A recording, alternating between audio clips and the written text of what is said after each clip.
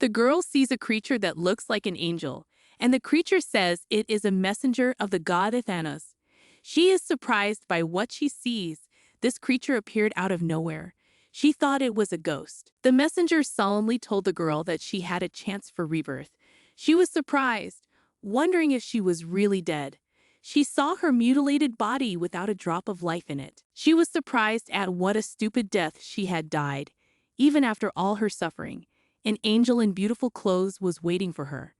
At this time, the girl fell into the memories of her past life. The girl was sitting at her workplace. Her manager was very strict and threatened her every time that he would replace her very quickly if necessary, so she had to work harder. And if she can't handle it, let her say so. The girl would be fired in a heartbeat. The only bright spot in her life was reading various manga. One of the mangas she recently reread was very interesting to her. In this manga, a girl was born into a rich family, one might say with a golden spoon in her mouth. Her father loved his daughter infinitely, and her brothers were incredibly handsome. Our heroine wondered why she would run away from such a family. The girl liked the story so much that she couldn't resist writing a comment asking the main character if she would mind if the girl took her place. She would not run away from home, but would simply enjoy a rich life. Her opinion was shared by many, and the girl's comment gained a lot of likes, to the point where the author called her comment one of the best. The girl liked the communication within such a group. The girl was reading one of these novels on her way to work. Fixing her gaze on the phone screen, she did not see the truck coming right at her. Her thoughts were interrupted by a messenger who told her to at least pretend to be happy because she had chosen her fate.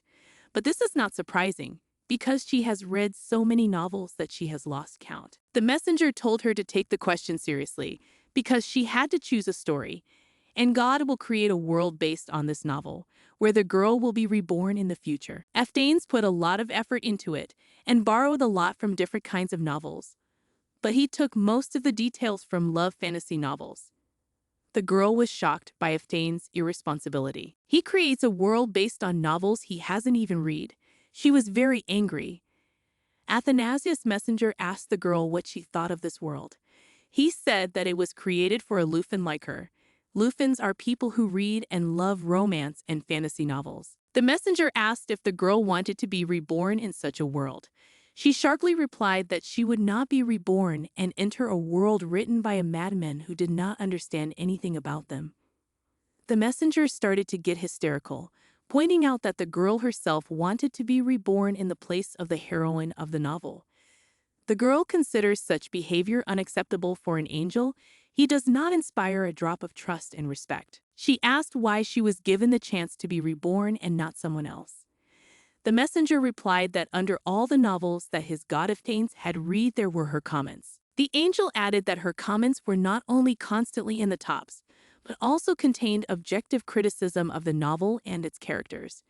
That's why they decided to choose her, because she will quickly understand the world created by Athanas, the angel added. The girl thought that God had an attention deficit and that she didn't even need to live in such a world. She could give 0 stars right away, but still she died, so she had nothing to lose. Of course, the messenger's answers to the girl's questions did not reassure her at all, but she still had nothing to lose, especially since the world of short stories is very familiar to her, as she has read dozens of them. At the customs office, she wondered what she would do if she was reborn as a slave or a thief who would soon be beheaded, and even worse, if she is reborn as a minor character who only plays the role of an extra. The girl still had doubts because the answer of the guide Athanas was not comforting at all. The answer "you will soon get used to it" was unacceptable to the girl. The messenger asked her if she was satisfied, but she added that she wants to be born not just in the world of a romantic novel filled with love elements, but reborn just as she wrote in the comment, with a golden spoon in her mouth, and in a rich family with a handsome father and equally handsome brothers. The messenger noticed the girl's capriciousness, but said that this was part of romantic novels, so he agreed. And then the girl wanted her family to love her endlessly and do everything to make her happy. But in response to this, the messenger said that in such novels, the main characters deserve the attention and love of others, gradually citing the novel Lady Baby as an example. He asked if the girl wanted the same thing. She'd apologized and said that she had said something stupid and would think carefully about her choice. The messenger was eagerly awaiting the girl's consent to be reborn, but she mentioned that each of the heroines had some special skills or superpowers of their own. The messenger was tired of the girl's behavior, and he briefly replied that she would also be given a superpower if she was reborn. The girl was reborn into the main character, and with a handsome father and brother, she was also endowed with superpowers. The girl thought that the universe had decided to give her another life because in the previous one she worked like a horse in the field. Although she was not a saint, she had seen a lot and suffered even more. She agreed to be reborn and added that finally something good would happen to her in her life. Then the messenger said that the deal was done. Suddenly, she realized that deals are made only with the devil. She wanted to cancel the deal right then and there, but her soul was pulled into an unknown black fog. The smile of the messenger became frightening. Finally, the girl wanted to know what kind of superpower she had, but the messenger opened his right eye with the same evil smile and said that her skill would be perfect for her. The girl promised the messenger that if it was the ability to believe phone thieves, she would get it anywhere in the universe. Suddenly, everything goes dark for her, and then a luxurious, gigantic castle appears. A girl with tears in her eyes is washing the floor in a huge hall. This is where our heroine was reborn. The girl began to curse the devilish swindler. She wondered where her handsome father and brother were, and the situation was not like being born with a golden spoon in her mouth, not even a wooden one. She sat there upset and wondered if she should have been reborn at all. Suddenly, a man on the second floor said that the girl had gone to her worthless mother and could not do anything, even such a simple thing as washing the floor in the hall. The girl apologized and said she would make it up to him by calling him uncle. He began to threaten the girl if she did not say his correct name. She'd apologized and corrected herself by saying the name Marquis. The Marquis ordered the girl to know her place and kicked the bucket of water that was standing next to the girl. The water spilled over the floor and soaked the girl's clothes. The boy added that this was the reason why her father abandoned her, and it was not known whether she was the Duke's real daughter. When she was reborn and saw the luxurious house, she thought that she had been reborn into a good family, and that her period of survival was over, and that her period of life had begun. She hoped that she would have a loving family, which was not the case in her previous life, and she could hope for a happy ending, just like in a fairy tale. But even in this world, she was reborn as a nobody. Suddenly Tia, the Marcus's daughter, came to the girl's defense. He was touched by Tia's good-natured attitude toward people, because Tia cares even for such dirty little things. Tia reminded her father that her birthday was coming up. The Marquis replied that it was because of this holiday that he ordered the girl to clean the whole house. Tia said that there was no need to hold a party in such a large room, because they could choose a smaller one. But the Marquis replied that the celebration should be done on a grand scale, because the birthday is only once a year. Tia bent down to the heroine and wished her good luck, and complained to her father that the dirty water had made her shoes dirty. The Marquis calmed his daughter down and promised to buy her new ones. She was very happy and told her father that he was the best. Our heroine was left alone in a huge empty room. She was as devastated as the room itself. She stopped cleaning and went to her bedroom. Suddenly, Tia wakes her up and says that the girl will now eat only once a day because she did not clean the hall. So she will go without dinner for a week. Tia added that they could not feed the girl for free, even if they were cousins. It would not be fair to the maids. Tia continued that her dad always says the proverbial saying that if you don't do it, you don't eat it. The girl smiled broadly and told her cousin to do a better job next time, because duties must be done properly. And in general, even for such trifles, our heroine should be grateful, the girl said. Tia couldn't stop teaching the girl and kept telling her that her father had abandoned her to Tia and her father, and hadn't left her a penny to live on, so the girl had to at least work for her food. The Marquis continued to follow his daughter and pressed her weaknesses, telling her that the heroine was expensive because she ate a lot, and of course she should not forget his mercy, because he took the girl under his care out of his kindness, even though her own father did not need her. Although this is not surprising because the girl may not even be the Marquis brother's own daughter. The man argued that the girl still has no magic. Therefore, she must at least work for food. The girl is disappointed. The devil has promised her a loving family and a golden spoon in her mouth along with superpowers. The heroine wanted so much to have a family, at least in this world. The girl did not even notice how tears rolled down her cheeks. She saw that the situation was getting worse every day because she was getting weaker every day, and there was no cure in this world. For a moment, she thought that dying was the easiest way out of the situation. But she immediately put the thought out of her mind because it would be sad to die in such an injustice.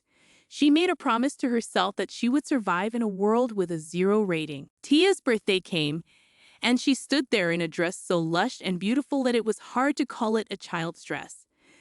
The girl saw how the Marquis adored his daughter and literally showered her with gifts. Rumor has it that Tia's dress costs as much as a nice mansion, and the Marquis buys such dresses for his daughter every year. You can see how much Tia is loved, unlike the heroine. Tia stepped into some mud with her shoes, and the heroine was immediately ordered to wipe Tia's shoes. The girl asked the butlers if she could have something, but they ran away saying of course. She realized that the Marquis had ordered no one to help her. Suddenly, the furious Marquis shouts at the heroine, asking if she should extend her hunger strike for another week, if she hadn't been beaten enough. At this moment, Tia's evil smile is visible. She enjoyed our heroine's suffering. She was ordered to wipe Tia's shoe to shine. The girl hoped that this was necessary for the plot and that everything in her life would change. Suddenly, Duke Ferriton enters the hall. He is handsome, tall, and his hair is darker than darkness, and his eyes are redder than fresh blood. He is the father of our heroine. He has just recently arrived from the front. Suddenly, the Marquis began to serve the Ferriton, but the black-haired man said he didn't have that much time to waste on a bunch of miserable, spineless creatures. The Marquis kept asking why Ferriton had returned without even warning of his visit. He asked what was wrong with that, and drew attention to the heroine, who looked like a skinny mouse. The Marquis replied that the girl was just working in the Marquis's house. Ferriton said that it was unlikely that his daughter looked like that. The girl realized that he would not recognize his own daughter, but she had to try. She asked Ferriton to take her with him. She knows she is dirty, but she just needs to wash. She added that she knows how to cook and clean, and she will fully work off the food she eats. She promised that every day she would shine his shoes until they shone. The girl broke down in tears and added that she had no more strength to stay in this house and that she wanted to go home. The girl eventually told Ferriton that he was her father, because the Marquis had Tia and she had him. With tears in her eyes, she asked her father to take her home. Ferriton quickly picked the girl up. She did not expect such a turn of events. She still could not believe that this was really happening. She thought she was dreaming. She was still waking up and hesitating, wondering if the nightmare would end now, only a few steps away. The girl noticed that the Marquis did not even say a word about Ferriton taking the child with him, as if he were really guilty of something. The girl woke up in a beautiful dormitory. Her personal maid asked if she had slept well. As usual, the maid was emotionless. 10 days passed after Ferriton took the girl in, and her legs were completely healed and her health improved. The girl was admiring herself in the mirror. She was back in good shape, but she still didn't see the Duke. Suddenly, she remembered how she had begged her father to take her away, and she felt a little ashamed of that incident. But she can afford to worry about trifles because she lives a good life. She is happy in Ferriton Castle because she is fed and not beaten and treated well. She would like to stay here for a longer period of time. And to stay longer, she needed to determine what Duke Ferriton was like. She began to think about what standard qualities can match Ferriton's qualities. The girl thought about justice, protection, and peace, but it does not associate with him because he is more like a thief. But in the novels, there are 2 types of villains, for example, the Marquis of Tarenco, who definitely needs to be executed. And the second type of thieves are tyrants who only look like that and are actually very good people. And of course, the heroine put Duke Ferriton in the second category of thieves. The girl considers herself very lucky that finally, after so much suffering in her old life and a not-so-easy fate at the beginning of her new life, it was like a bad dream, and now she can live in peace. She would like to just relax and do nothing, but she hasn't received what the messenger of the god Athanasius promised her. so it's too early to relax to the fullest. The girl decided to find out what Duke Ferriton was really like and ran to work off what she had eaten during her stay with the Duke. The first thing she did was to wipe all the windows in the house. The maids tried to talk the girl out of the job because they could do it themselves, but the girl said she had promised the Duke that she had to do it. The maids are surprised because the girl is the daughter of a duke, and therefore she does not have to work or do anything. But the girl was of a different opinion, because if she could live in this house only because she was the daughter of a duke, she would have lived there long ago. But she had been abandoned by everyone. Her father, her mother, and the child who was abandoned would never truly be her own again. The maid decided to say that this was not true, but the Duke came into the room and asked what the girl was doing here. She was frightened because she did not expect to see him now because he was not at home at that time. The girl did not know why the Duke came back so early, but she calmly replied that she had just decided to clean up. The Duke asked who had ordered her to do it, and the girl replied that she had promised to work for him. The Duke picked up the girl with one hand and said that she was still skin and bones. She was afraid that he was going to throw her out into the street, but the Duke brought her to the table and sat her down across from him. The girl wanted to show her character, but Ferriton interrupted her and told her to eat. The table was filled with various dishes and products ranging from chicken baked in orange sauce with radishes to red fish and salads. The girl ate, but she could only manage a little. Ferriton asked her why she stopped, if this was all she could eat. But she just couldn't eat anymore. She felt as if her stomach was going to explode, and she swallowed what was left in her mouth with great effort. The girl was afraid that if she didn't eat anymore, she would not only be expelled but executed. Suddenly, the maid came up, apologizing for interrupting, and reminded the Duke that the girl's stomach was smaller, so she ate less. And if she eats more than she can, she will simply have stomach problems. The Duke asked the maid her name. She replied that her name was Anna, and Ferriton said that from today on Anna would be the girl's personal maid. The girl was happy to ask if she could really stay in the Duke's house, but he thought the question was silly. It was hard for the girl because he is not very talkative and not very funny, but she is now calm because she does not have to worry about the house because she stays with her father. Anna came and talked to the girl, and the maid hopes that she has calmed down and is now sure that she will not be kicked out of the house. The girl replied that she was not worried anymore. The girl is sure that her father's reputation depends on his choice to kick her out or not. The maid said that the girl no longer needed to do the work of a maid because she was too young, especially since she was the only daughter of a duke, so she had nothing to worry about. But quite the opposite. Now she should think only about the good because there would be no more problems. The girl thought about what the maid said and wondered if she really looked so nervous. The maid added that the girl didn't have to keep everything to herself.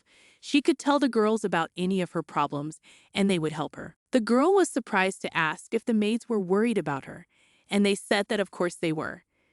The girl thought that the maids did not care and that they would not like her talking to them. The maids replied that they would never answer anyone like that in their lives. They asked the young lady if she really wanted to talk to them. The girl quietly replied that she did. The maids praised the girl's extraordinary mind. She is different from other children. One of the maids agreed and accidentally said that the girl was just like an ordinary child, although she meant to say that the girl was a very unusual child. The maid, with tears in her eyes, began to sincerely apologize to the girl, explaining what she meant. But the girl said that it was not a big deal, and she even liked being ordinary. The maid thanked her and said that the girl was very kind. For the first time, the girl felt that there could be so much goodness and light in the house. Even though they are a little awkward around each other, they are still very happy. The girl does not know if she can call everyone family just because they all live under the same roof. The only thing that still bothered the girl was her mother and whether she was really the daughter of the Duke. But according to what the maid Anna said, she had nothing to worry about. The girl was sad because she had never seen her mother, only heard about her from others. But why doesn't the girl have magic like the rest of the Ferriton family? Because that devil promised her power, but didn't keep his promise. And another argument that she might not be his daughter is that the Duke has dark hair, blood-red eyes, and a face that resembles a sword that has just been forged by a blacksmith. And she has pink hair, the color of which resembles spring flowers. crimson eyes, and a cute face. The girl began to worry again because she did not look like a duke. She wondered what if she was really an illegitimate child, and the Marquis was right. The girl thought that if she was really an illegitimate child, then a simple banishment would not do, especially since she sees the duke as a tyrant with a black soul and a thief. At least that's what her radar tells her. But then she thought about what would happen if the duke became so attached to her that he loved her as his real daughter, or at least did not throw her out of the house. The girl thought she knew what she could do. So she put on a beautiful dress and decided to go to her father's office, and the girl began to recall her first memory with him after being enslaved by her uncle. How he called her a skinny mouse. She was afraid to go in right away, so she decided to count to 10, but his assistant opened the door and said that the Duke was waiting for her. She could not understand how he knew she was coming to see him. She still hasn't recovered from the question of how he knew she was there. She then ran to hug her father and tell him that she missed him.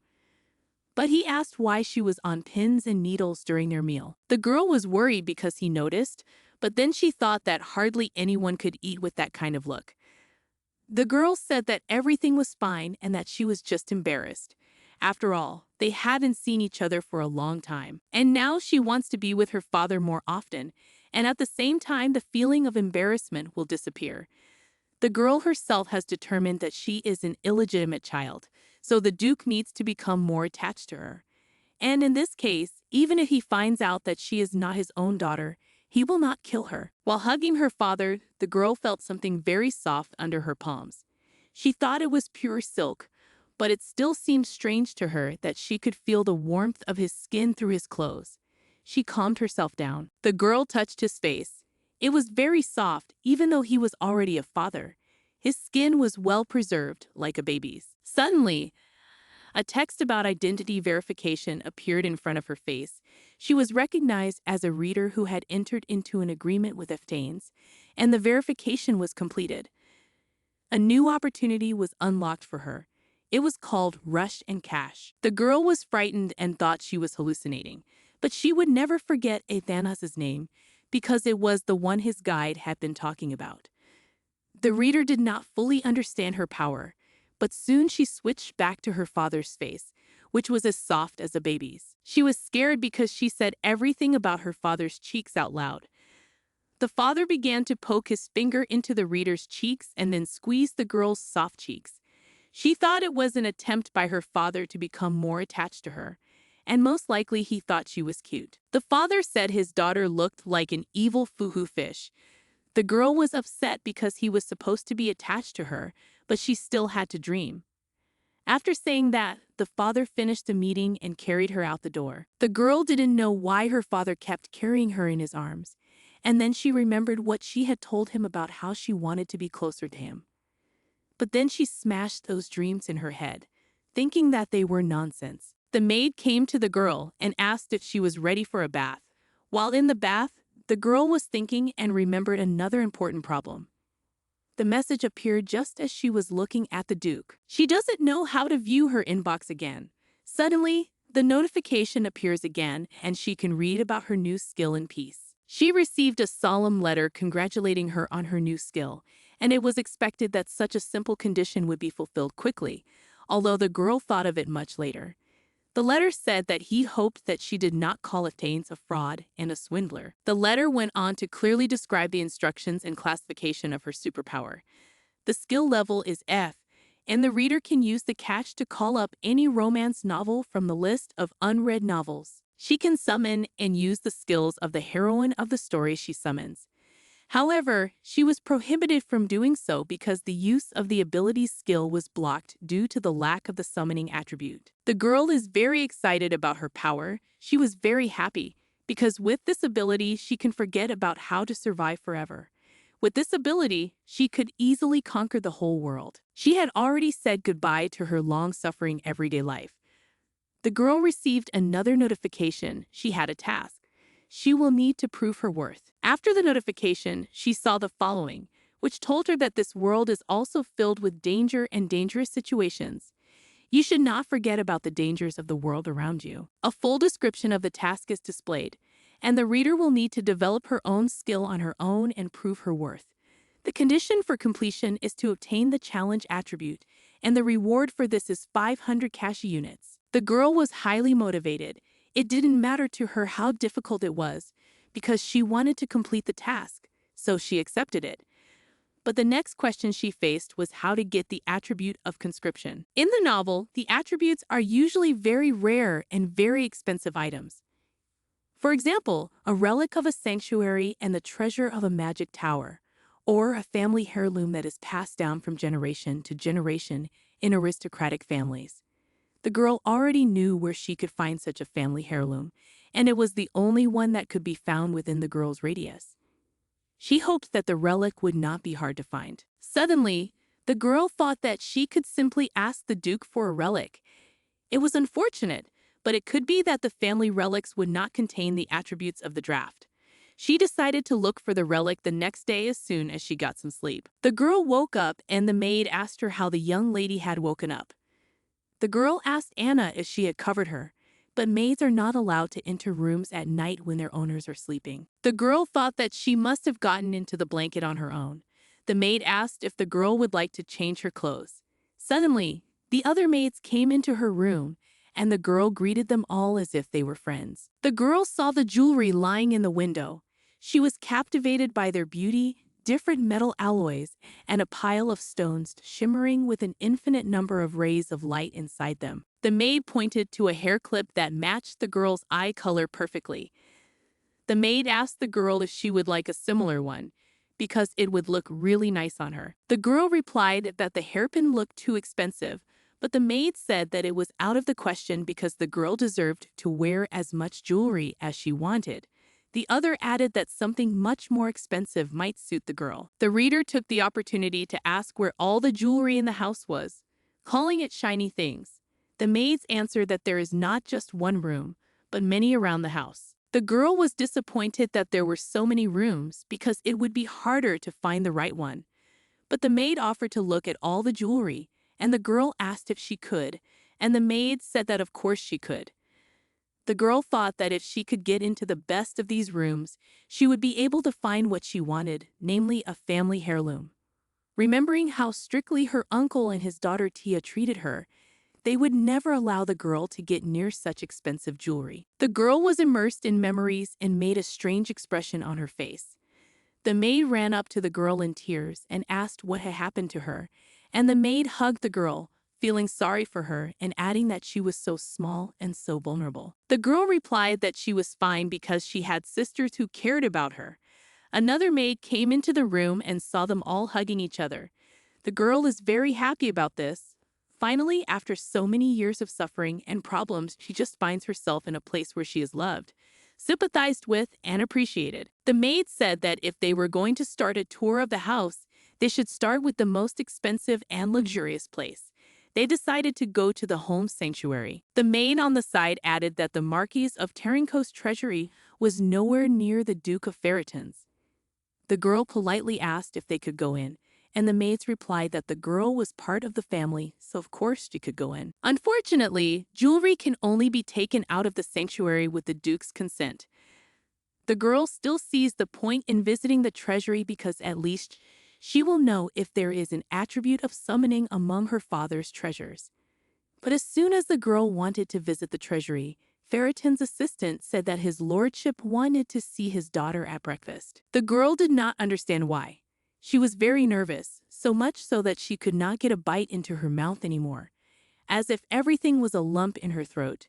They met eyes and the father continued to eat the meat. The girl thought that she had to get used to her father's behavior, otherwise her progress would remain at the starting point. She said bon appetit to her father and smiled at him sincerely.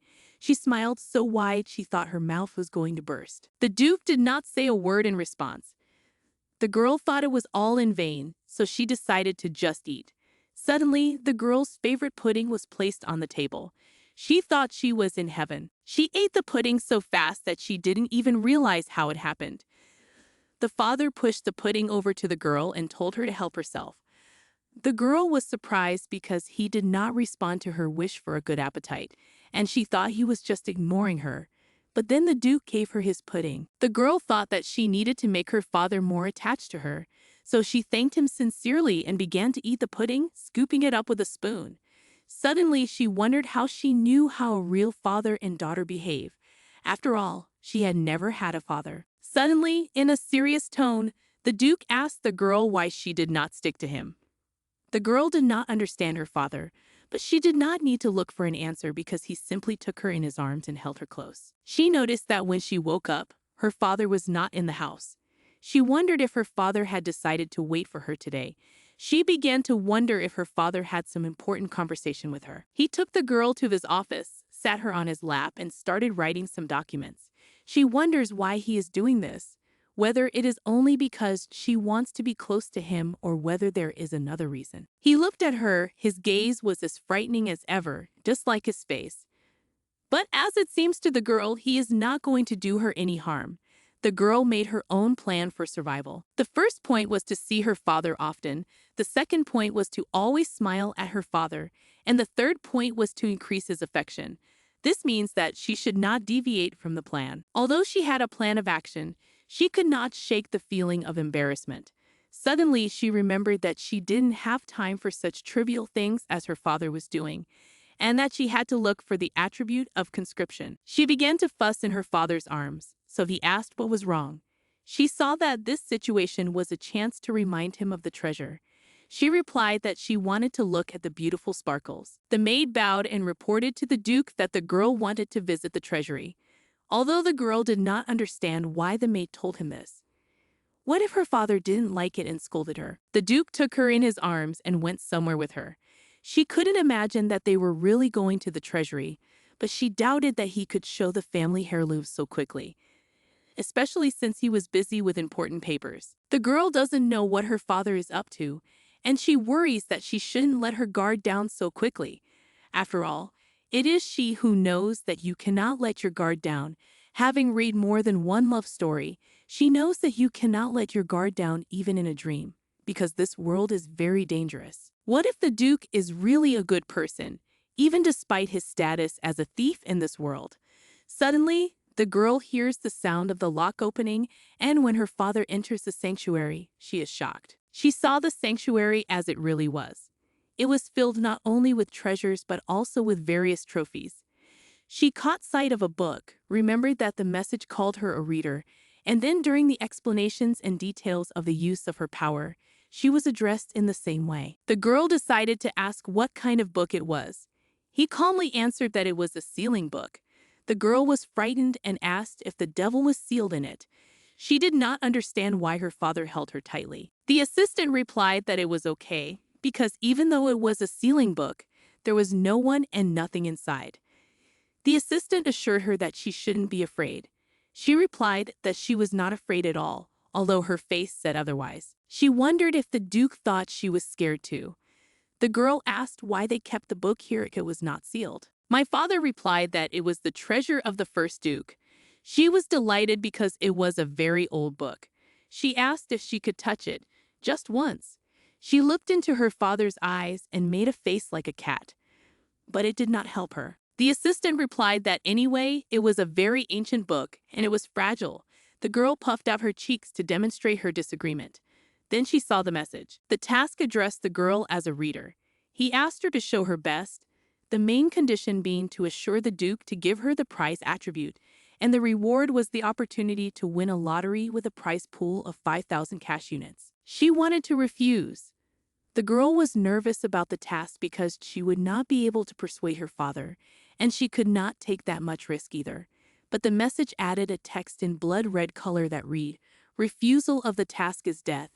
Failure of the task is death." The girl did not know what to do because she could not take the book because she would die, but she could not take the book either because she would also die. It was a hopeless situation. Her eyes were filling with tears. Another message popped up, telling her that by accepting the task, she had activated one of the features, namely the hints. She was curious about the hints, but her curiosity didn't last long. But it didn't matter because she had to get the book. The hints will be displayed during the task, and the girl hoped that she would at least be able to choose these hints. The girl saw that there was a heart on the Duke's cheek, which surprised her greatly. The girl thought she had to kiss her father on the cheek. She knew she couldn't trust that devil. The father noticed that the girl's face looked strange, like a frog that had been strangled. The girl calmed herself down because it was just a clue. She could do without it. She just needed to persuade the Duke. She took hold of her father's shirt and began to pull it, saying the tattoo at the same time. She promised that she would be very careful with the book, but if she could touch it at least once. The girl said that she was sad that no one had read the book for several centuries. She added that she would not harm the book, but would only stroke the cover. Her father didn't react as she expected. His gaze became even harsher, and his hands. She thought he was going to break her ribs because she kept begging for the book. More hearts appeared around her, and all the clues made her kiss her father on the cheek. She realized that there was no other way out. She looked at her father's face. This is how a person who does not expect anything looks like. The girl kissed her father on the cheek, following the prompt. The reader admired the Duke's face, which looks very beautiful even when it is stone and emotionless. The girl heard a crunch, and suddenly the glass shattered. The father broke the glass barrier to get the book. He took it in his hands. It looked safe. Although this book is ancient and no one is sealed in it, you still need to be careful with it. The girl realized that the Duke did not get the book because of its importance, but because he was worried about the girl. He didn't want her to get hurt in any way. The assistant excitedly told the Duke that this book was very expensive for the first Duke. The assistant added that if the girl tore or damaged the book, the Duke abruptly interrupted the assistant's chatter by asking whose book it was and gave him a very angry look. The girl was very happy. She told her father that he was the best. She reached for the book, and the sooner she wanted to take it, the hearts started flying around again. She thought about what a bastard the demon was, and what she would do to him as soon as she caught him. The girl kissed her father again. The Duke's face did not look so much like a stone anymore, and the girl was surprised that he liked kissing his daughter's cheeks so much. It was a sign of a loving father. The girl could not understand whether her father had become angry or kinder. The girl touched the book and saw a notification that she had received a recruitment attribute and completed the Prove Your Worth task. She also completed the Best Tribute task. She was rewarded with 500 cash units and a chance to win 5,000 cash units in the lottery. She almost died of exhaustion, but she likes the lottery for 5,000 cash because she loves money. The girl added that the Duke of Ferreton's chief aide, Urkel Viscount, admires her. The girl received many more messages that Heaney, the Duke's chief butler, and the maid of the Duke of Ferreton's house admired her. Her influence in the family increased. She received a reward of 500 cash units. The girl realized that if she receives a positive reaction from people around her, she gets a cash. But the girl does not understand why the guilty admire her so much. In the end, she realized her most important merit, namely that she had achieved the highest level of Duke Ferreton's satisfaction. The Duke came in with her in his arms, and it seemed very natural to the girl. She was eager to get back to her room and find out what was going on with the lottery and the extra reward. The girl also wants to read the book to learn about her power.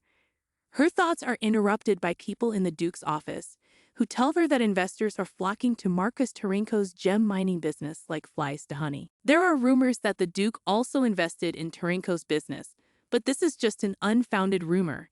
They added that if the Duke had not ordered them to keep an eye on Tarenko, they would not have heard of such rumors.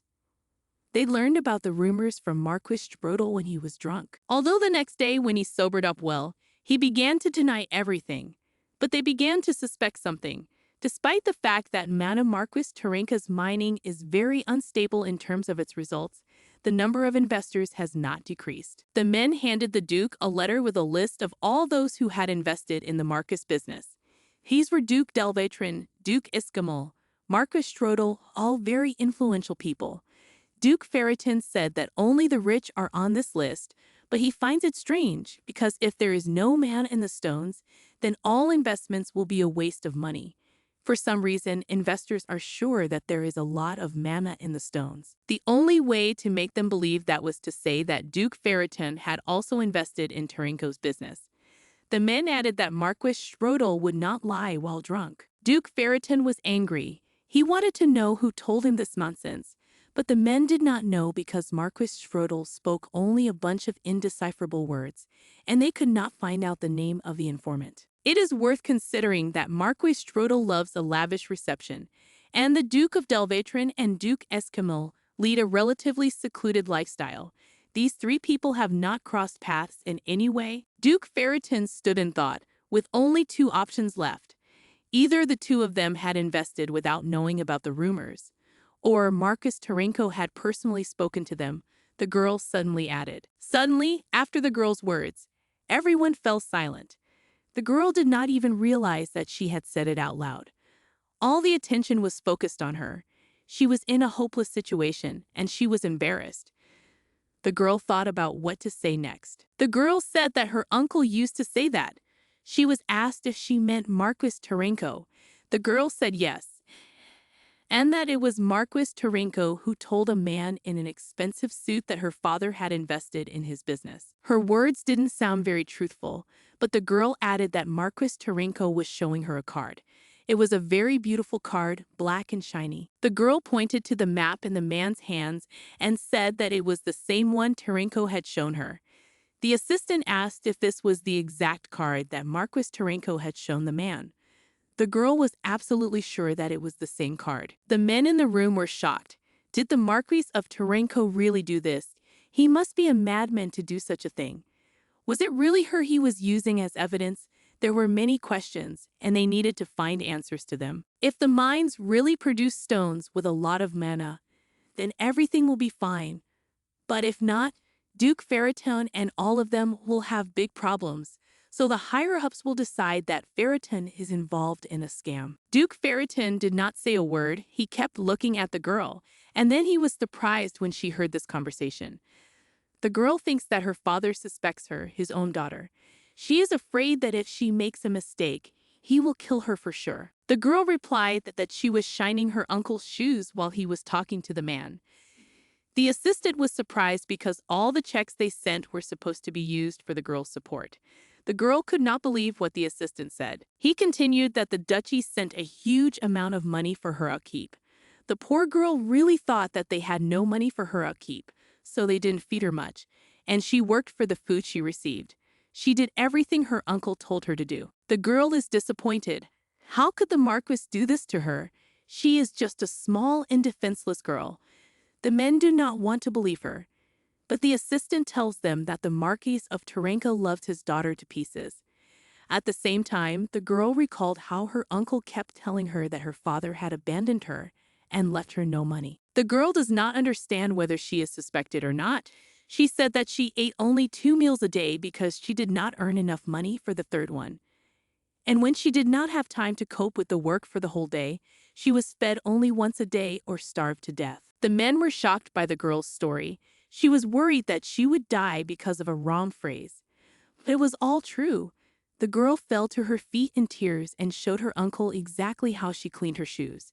He gave the card to the man and said that it was proof. She continued and said that he showed the card to an old man and a man with red hair. She was almost hysterical and assured the men that she was telling the truth. Ferriton shouted enough, and with an angry face asked why the hell they were interrogating his daughter. The men assured him that they were not interrogating his daughter, and with an invisible dark force he grabbed them all by the throat and began to strangle them.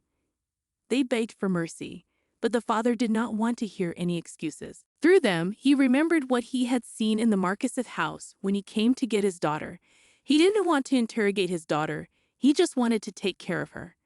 Ferriton took his daughter in his arms, and when he saw the smeared sleeve, he ordered the tailor to be called. He announced the next topic to be discussed. The girl wakes up in her own bed, which is strange because she had just been in her father's study. The maid must have moved her. Seeing that the maids were nowhere to be found, she took out a book. This book had survived all the Ferritons. The book is so old that it is almost falling apart. She hopes that nothing will fall out of it as soon as she opens it. Of course, it's risky, but curiosity takes over. She throws the book aside and the whole room is filled with a golden glow. It's strange. The book she just opened was old and almost falling apart, and now it's in perfect condition, as if it were new. She'd opened the book, and it contained a bunch of black magic spells and a key to get divine power. The girl thought that it was a sealing book. There must be a way to seal the demon or a spell to summon it. She started flipping through the book to unleash her ability to the fullest, but when she opened the book to the middle, it was empty. And then she received a notification that the seal of the summoning attribute had been removed, and now the restriction on using the ability was also removed. The girl is finally able to use her ability. She is very happy, but now she has a new task called the Way of the Worthy Reader. Its conditions are to triple the Kashi units to summon a novel and draw power from it. The reward for this task is 1,000 Kashi units. The girl wondered why the program was asking her to do what she wanted to do. But how can she call in a short story? She had no idea how to do it. She began to try different options, starting with just waving her hand and shouting to appear. Then, recalling the experience of all the other novels she had read, she checked to see if there was anyone nearby and stretched her hand upward, asking the heavens to let her endure the stupidity of the main character and not strangle her through the screen. She got a notification saying that in order to use the power, she just needed to say the name of the story she was reading. The girl felt ashamed. At the moment, her power is at the bronze level and she can summon powers from the romance novels she has read. She called the novella "I Was Born into a Family of Rich People, but I Ran Away Anyway." Thanks to the skills of this novella, you can forget about the fear of exile or death. But suddenly, she didn't have enough cash to challenge this novel. The girl is angry, and in this life, she doesn't have enough money. She received a notification that she had 1,000 cash on her balance and a lottery for 5,000 cash. She ordered to use the lottery ticket. The girl is disappointed because this lottery is a regular scam. She decided to be optimistic and hope for the best. She received congratulations on winning 100 units of cash.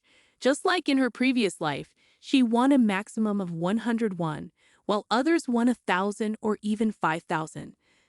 The girl lay there upset, wondering if she would have enough 100 cash units to complete the novel's challenge. She remembered another message she hadn't had time to read. She hadn't received the reward for making Duke Ferreton's satisfaction level the highest. After calculating, the reward she received was an opportunity to borrow the novel for 3 days. The girl was very happy to receive such a reward. It was even much better than 5,000 cachet. She is very grateful to the Duke, although she doesn't know what she did to please him so much. As it turned out, it is a difficult task to accumulate cash, but for now she will keep her capital. The maids knocked on the girl's room and apologized for not being there when she woke up, although the girl said it was not a big deal. The maids asked the girl if she was hungry. Since she had missed dinner because she had fallen asleep, they decided not to wake her. The girl said that she did not even notice how she fell asleep.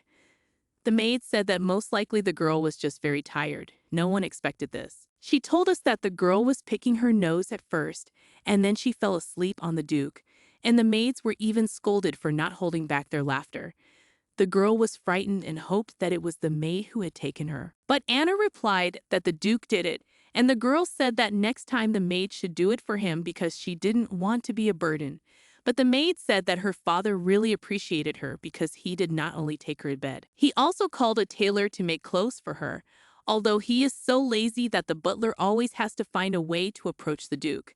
The maid added that Duke Ferreton was really worried about her. The girl realized that she had made the maid worry about her again. The girl replied with a sincere smile that she was fine. The maid continued, saying that the Duke simply did not know how to express his feelings. The maid said that she used to think that the owner was perfect in everything, and there was nothing to find fault with. But he didn't need close people and didn't understand those who did their best for the people they cared about. Since then, the maid has been doubting the Duke's idealism, but after she saw the Duke's attitude towards his daughter, she understood everything. He just doesn't know how to express his feelings. The girl asked him if he really had feelings for her, and the maid said that he did. And recently, they had learned about aspects of the Duke's existence they had never known. Still, the members of the Ferreton family are different from ordinary people. The girl wondered what the difference was between them and ordinary people. The other maid corrected her colleague, saying that she just wanted to say that the members of the Ferreton family were special. The girl heard enough to realize that her family was not ordinary. She said she was very hungry. The maid asked if she could set the table right away. The girl wanted to know more about her father and her family. The Marquis did not understand why the Duke of Delvatrin wanted to withdraw his investment. The Duke replied that he had just learned that Marquis Schrodel wanted to withdraw from the list of investors.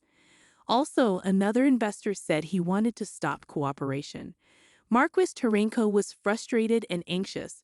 Star was the most consistent of the investors, and Galleon Bank had refused the loan request. Marquis Tarenko has had his title for 5 years, but is about to fall to the bottom because of one movement of Duke Ferreton's hand.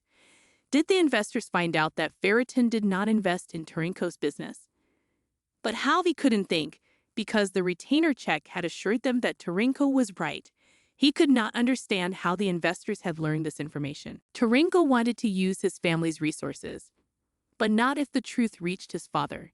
He ordered his servant to make sure that his father did not find out and to call Tia to him. He called her to send her to Duke Ferreton's house because she missed him. The girl was surprised because she had never been interested in her. The Marquis continued that she was her family after all, and they had grown up together like sisters. Tia replied that if it came down to it, then let the mouse come to them and not her. The Marquis replied that he knew the girl needed to visit Tia, but it was unlikely that Ferreton would honor her request. The girl replied that, indeed, the Duke's daughter was probably hated by everyone in the house. After all, she was the only one who treated her well. There was nothing to be done. Tia would have to go. The Marquis was very pleased with his daughter. He ordered his daughter to find out how the Duke's daughter was doing and how Ferreton himself was doing. Tia was confident. She thought that the girl would be happy to see her. She added that this little rat would probably be over the moon when he saw Tia. At the same moment, the Duke's daughter's ear scratched during the meal. The next day, the girl sat down to draw. She was in a good mood, so she sang along to a cheerful tune, and the maid said that the girl was drawing beautifully and called what she was drawing a pineapple. The girl turned around and said that it was not a pineapple, but she and her mother were holding hands. The maid held back her laughter. Then she began to praise the drawing, even though she said it looked like a pineapple. Surprisingly, the girl's plan worked, and she thought about how she could make a few more maids happy in this way. She began to imagine the maids giving up everything for her drawing. They were even ready to give their hearts to the little lady. While the girl was dreaming, the maid called her for a walk. The maid suggested that the girl visit the glass gallery in the Herzog house. Now the girl believed in the world of the novel. She ran with all her might to look at the glass greenhouse. Going down to the greenhouse, the girl stumbled and fell right at the feet of Duke Ferreton, who asked the girl what she was doing here. She replied that she had fallen. The Duke asked her why she had fallen. But for her, the answer was absolutely logical. She fell because she fell. At the same moment, the maid ran up and said that children her age often stumble and fall. But Duke Ferreton believed that the girl was weak and that's why she fell. She asked her father to pick her up. He silently picked her up. He saw the little scratches on the girl's knees, got a little angry, and walked in the other direction. The maid followed him, but the girl still wanted to go to the glass greenhouse. The Duke sat the baby on his knee and wondered why her knee was so red. He decided to treat the wounds with a special ointment so that in a few days there would be no trace of them. Of course, he knew she was weak, but to say so to Duke Ferreton, the girl began to worry that her father would abandon her again because of her weakness. Is she really an illegitimate child? Moreover, there is not a drop of magic in her. Ferreton decided to treat the girl's wound on his own. The maids were surprised by this because they did not think that he would cope with it on his own. The girl made a face of fear. She thought that now the wound would burn badly from the ointment. The maid interfered with the Duke's business and said that she didn't want to bother him, but a dressmaker from the clothing store came, and the maid added that the Duke was having a meeting soon and it was better to leave her to the maids. The Duke said nothing and went to meet the seamstress in person, ignoring the meeting. Surprisingly, the men followed him. The seamstress is glad to finally see the girl. They have been creating beautiful dresses worth an entire castle for several years. It's a pity because children's clothes last only one season. It's all money down the drain. The seamstress started at the bottom, and now she sews clothes for His Majesty the Emperor. Her name is Eutrophilia. She looked like a stylist, an interesting short haircut, an extravagant beautiful suit that emphasizes her forms. She is sincerely happy to see the lady who has been so carefully hidden from her all this time. The maids were incredibly curious to see the result. They believed that the girl would be an exact copy of the Duke and his sons. Strands of hair so black as if darkness had absorbed the light, red-blooded eyes, and an animalistic gaze that radiates an extremely strong aura. A fashion designer was designing a dress for a beautiful and fragile girl, presenting her as very gentle. Her colleague bet that the girl, even at a young age, had unreal charisma. But the fashion designer replied that one shouldn't expect a member of the Ferreton family to be cute and charming. Even if she sees a small copy of the Duke, she must not show disappointment. The Duke came into the room and the women greeted his grace. The master hoped that the girl would be very cute and charming, and not a clear copy of her father. When she saw the girl, the seamstress was very much impressed. The girl she saw was so sweet and beautiful that Yutra could not even control herself and began to praise the girl. But Duke Ferreton didn't need to be praised for his child. He briefly and sharply ordered the girl to be measured while holding her in his arms. The master asked to take the child down from her arms to take more correct measurements. But on the other hand, she decided not to expose herself to more danger and began to take the girl's measurements right in the Duke's arms, saying that it was even more convenient. Yutra noticed that the girl was very polite in his arms. Even when she was taking measurements, she must love him very much. The woman told the Duke and added that he was lucky to have such a beautiful daughter. He replied that the girl was just always with him, but it was a bit of a hassle. The girl didn't like her father's words that she was making him an extra hassle. But the craftswoman added that the Duke must be very protective of her if he decided to come to take measurements in person. Duke Ferreton is not good at picking up sills, so he said that the girl just falls down very often, like a newborn deer, and he has to carry her in his arms. The butler added that the little miss just adores her father. The men started talking about how cute it was when she fell asleep on the Duke's lap. The Duke recalled that when he came home from the war, his daughter was hysterical, that some evil man had come, and the girl saw pain on her father's face. But at this time, everyone around them could not cope with how cute His Majesty's daughter looked and how sweetly she hugged him. Yutra added that she must be so comfortable in her father's arms, and a man who came to the meeting said that he was very jealous of the Duke because he was lucky to have such a wonderful daughter. Although all this chatter made him nervous, the butler asked the girl if she loved her father, and she said that she did. But the answer did not satisfy the audience. They asked how much she loved her father. They wanted the girl to say that her father was the best. The girl got tired of it and showed how much she loved her father by touching her finger to her finger and said, "I love my dad this much." Everyone around her asked the girl, and she said that she loved her father as much as this, and once again showed the gesture with her fingers and added just a little bit. Everyone in the room who forced the girl to tell how much she loved her father had already begun to write a will to dig their own graves and plan suicide. But the girl added that if you take away a little bit from her love, you will have so much love left. The girl spread her arms to the two sides to show how much she loves her father. The girl added that if you take away a grain of sand from the universe, what is left will be how much she loves her father. All those present were inspired by the girl's improvisation. But the Duke said he did not hear her. The girl repeated that if you take away a drop from the universe, all that will remain is the girl's love for her father. Everyone was delighted with Ferreton's daughter and asked her to share her secret. But the Duke didn't like this whole kindergarten thing very much, and he asked the girl why she decided to take something away at all. But she hadn't thought this point through yet. But she quickly got out of it by saying that she wanted to love her father even more thanks to their time together. The girl added that if her father was always there, her love for him would become even stronger. Everyone in the room understood why the girl took away a little bit. The girl was praised in various ways, told that she was such a young lady, but she thought like an adult, and everyone was simply speechless at how cute the girl was. The reader is pleased. Everyone seems to have fallen for it. But the girl saw her father's look, as if he did not like it. Yutra noticed that it was strange that the girl's size was bigger than in previous years, and she thought it was strange. Even the clothes she brought are a little bigger, but this should not have caused any problems. The woman asked to put the child down on the ground so she could try on the clothes. But the Duke asked why the girl should try it on. He added that they already take all these clothes. Just let Yutra make everything fit the girl.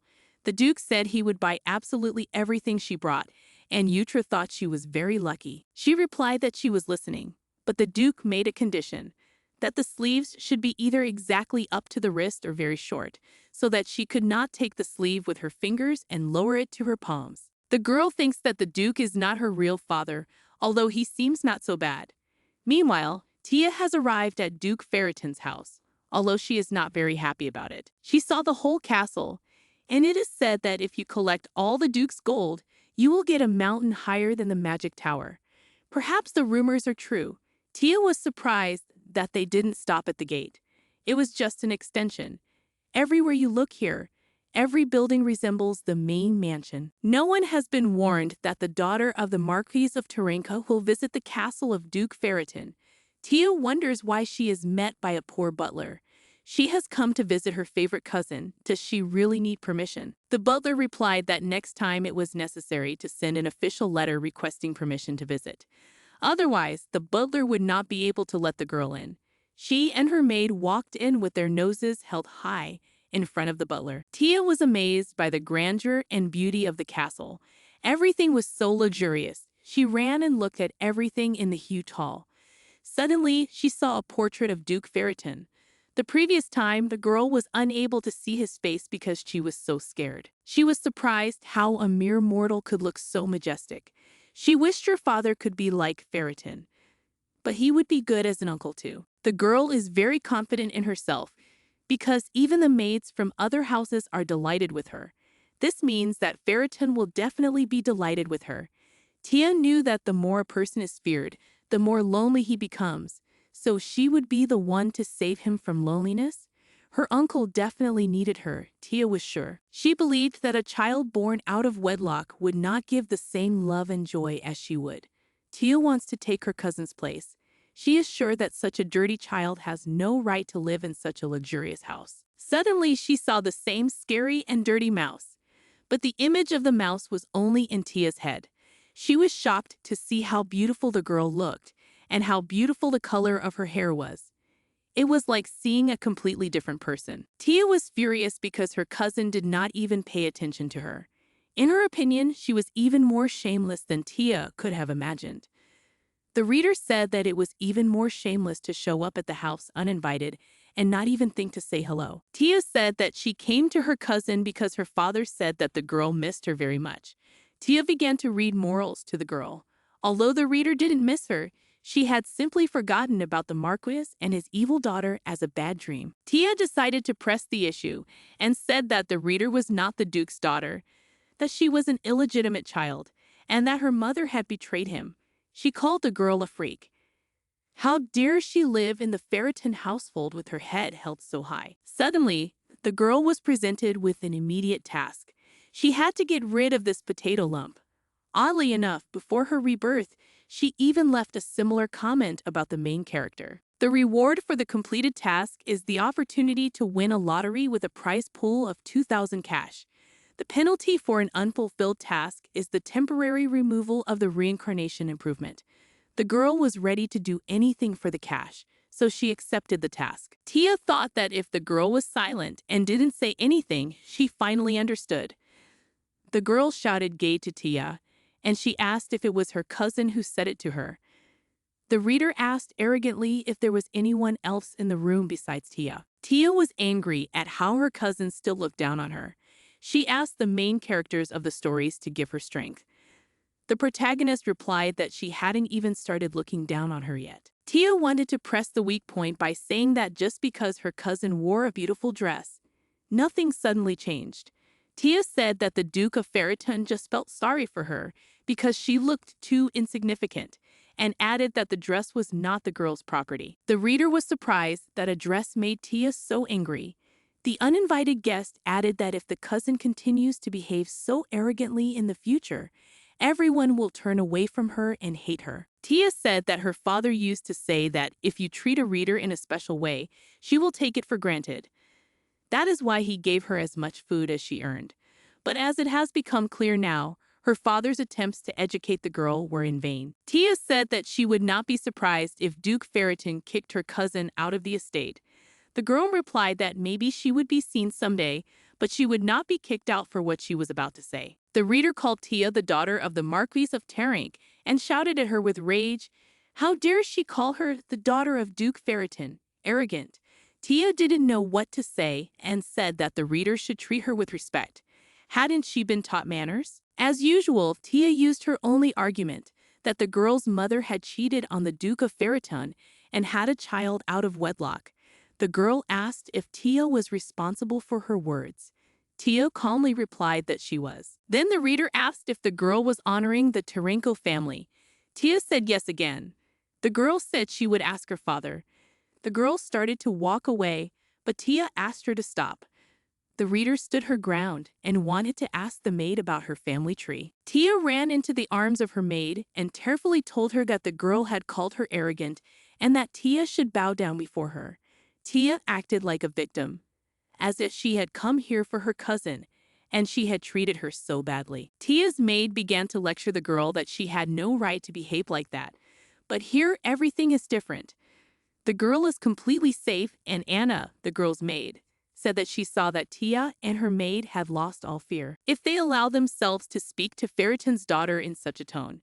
Tia's maid replied that she was just asking her cousin questions about her actions, because it was necessary to point out where the girl was wrong. Anna stood her ground and asked where exactly the girl was wrong. After all, it was the Marquis's daughter who had behaved badly toward young Miss Ferreton. But the maid stood her ground, adding that Tia had not meant to offend the girl and had even brought a gift. The gift was one of Tia's dresses. She added that she saw her cousin looking at them and decided to give it to her. She walked closer to Miss Ferreton and looked her in the eye with an evil smile. She wanted to add something else, but Duke Ferreton himself interrupted her. He said that Tia talks too much for a thief to pay his daughter. Everyone wondered why the Duke was home so soon. An hour ago, he was sitting in the interview room with a very angry face. The room was talking about finding a common solution and that the issue of awarding awards to different military divisions should be reviewed again, and later they should meet for a second discussion. They looked at the time. It was getting late. The man did not know if he would have time to buy his daughter an eclair, but he was assured that it was no big deal because he could always ask his servant to do it. But the man refused, because the eclair bought by the servant would not compare to the one he would bring. The man told me that every time he comes to his daughter with an eclair, she will greet him with joy and kiss him on the cheek. Unfortunately, apparently all the eclairs from this confectionery have already been sold out because they fly away in a flash. So he is unlikely to have time to buy anything, and that means he won't get a kiss from his daughter either. The Duke's face became angry, and everyone around him became worried and decided to continue the meeting. Suddenly, the Duke asked where exactly the pastry shop with these eclairs was located. Everyone at the meeting was seriously worried. They thought that the Duke had suggested another topic to kill them all right there and then because he was a terrible person. They politely asked him if he was really interested in these eclairs. But you wouldn't know it from looking at him, the man added.